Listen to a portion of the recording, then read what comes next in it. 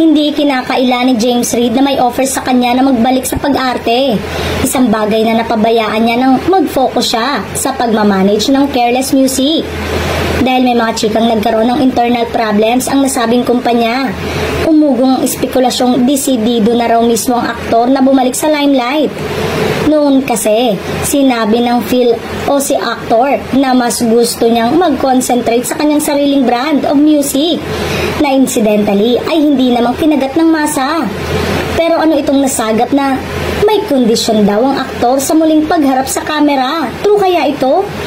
May demand daw umano ito na sa comeback vehicle niya ay ang ex na si Nadine Lustre ang makatambal niya.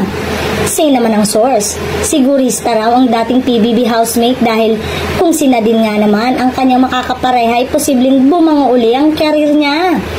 Besides, andyan pa naman ang Jadine fans na nag-root pa rin sa kanilang love team. Since nauuso naman din naman ang pagsasama sa isang proyektong mag-ex.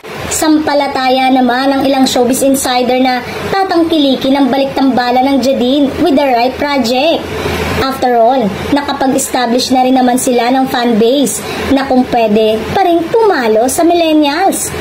Hirit nga ng isang producer kung naging malaking box office hit nga naman ang pelikulang Unhappy For You na nagtampok sa former lovers na sina Joshua Garcia at Julia Barreto. Bakit hindi nga naman posibleng mangyari rin ito sa Jadine na minsang namahinga nang sila'y maghiwalay? Ang tanong lang ng netizen, hindi raw kaya manumbalik ang old flame kina Nadine at James sa kanilang balik-tambalan?